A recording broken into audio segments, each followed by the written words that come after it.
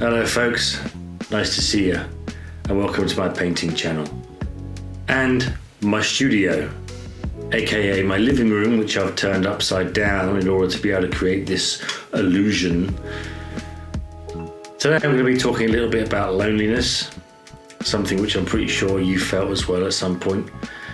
And I'm going to give you 3 things which I think can make that a little bit more bearable.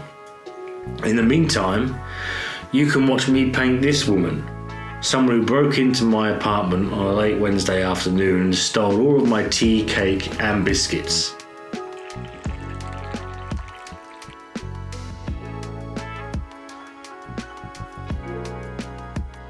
My first serious encounter with loneliness was when I moved from England to Germany back in 2019.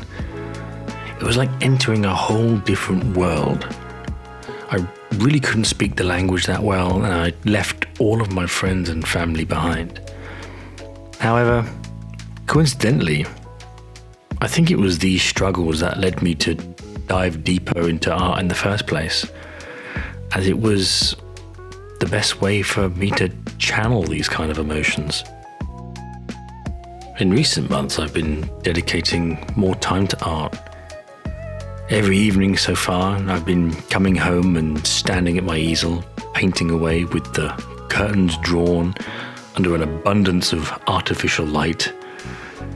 It really is great to be able to work on something that I'm passionate about, but sometimes I'll go days without talking to anyone on a social level. It feels like I'm caged in my own little prison cell, carving art into the walls with a plastic spoon. I mean, of course, this is an active choice.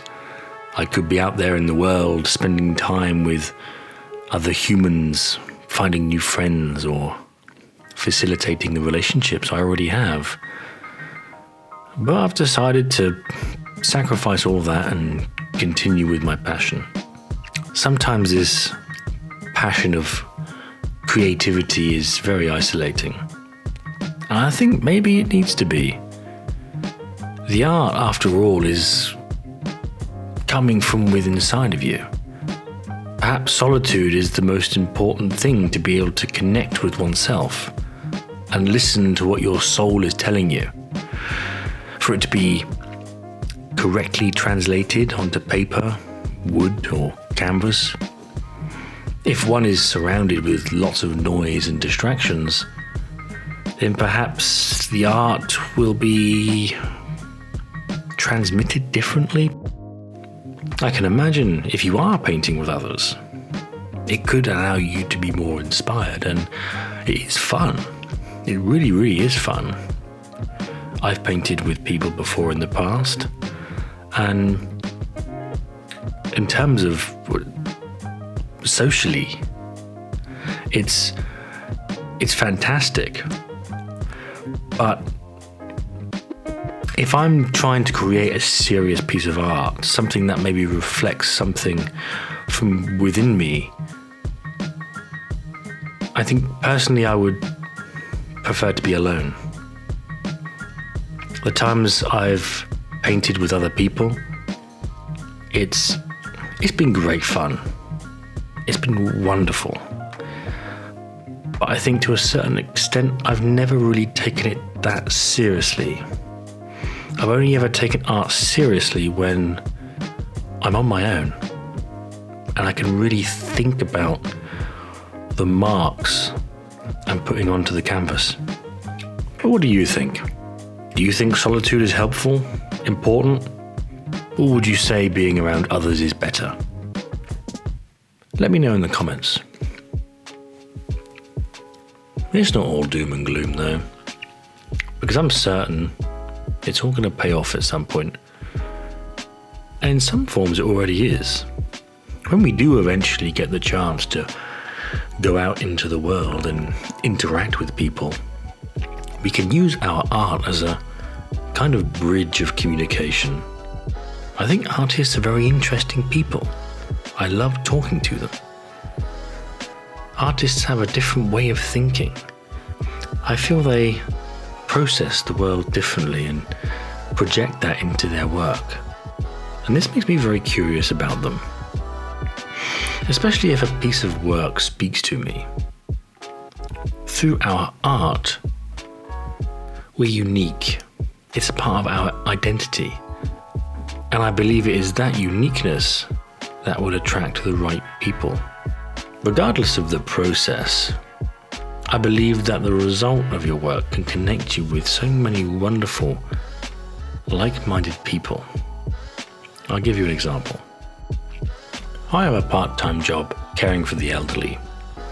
Recently, the husband of one of my clients passed away, and he's buried in a graveyard near her home beneath this huge tree. So one day, I decided to draw it. It's just a simple pencil drawing. But I decided to give it to her as a small present. And I was really surprised at the amount of emotion it brought up, but in a positive way. And we ended up sitting there together and talking about her life, talking about her husband and their time together. And we were talking about art and about what art can mean to people. She told me she'd never really thought about art like that before. Not really. But this drawing that I created for her, because it had such a deep personal meaning, it made her see it differently. I felt genuinely connected, like my art had created a space for us both, and seeing how my work could affect someone like that was incredible. It was an affirmation that I should carry on doing what I'm doing. It's very ironic though. Through the power of the internet, we have the capability to connect with whoever we want, whenever we want. Yet me personally, I've never felt more alone. I think we are naturally social creatures, and we require human interaction, human affection, as much as we need food or water. And I don't think any amount of chatting on WhatsApp can truly be classed as real human interaction. And I think the energy that we receive from a hug or merely a handshake is truly underestimated. However, for those dark, lonely days where I spend all weekend locked in my flat, pushing paint from one place to another, I do have a few little tricks to stop me going totally insane. And before you say, no, it's not a bottle of wine, and it's not a tub of ice cream, although those two things do have their place. For a start, something that does seem to be helping is talking to you guys about it. And if you occasionally feel the same way, I would encourage you to talk to someone about it as well. It's certainly not a good idea to ignore it, because I'd say it's a perfectly normal emotion. When I address it, I feel like I'm accepting it, maybe even embracing it, and then it doesn't feel so bad. Something else you can do is start collecting stuffed animals, which is nothing to be ashamed about. Seriously, I have like 20. Okay, admittedly, they're not great conversationalists, but they're there. Something else I like is to have a podcast on in the background, or something on YouTube, just to have some voices in the room. It creates an atmosphere. I also, every now and again, go to the gym. When you go to the gym, or maybe you can go down to your local swimming pool, you don't necessarily have to talk to anybody. But I just think being surrounded by people, it gives you a warm feeling. It's better than being completely on your own. Guys, I want to thank you very, very much for watching. And I assume if you've made it this far, you found this video somewhat entertaining. I will be posting on a regular basis. If you don't want to miss out on that, please do hit the subscribe button. I wish you all a great day and take care of yourselves.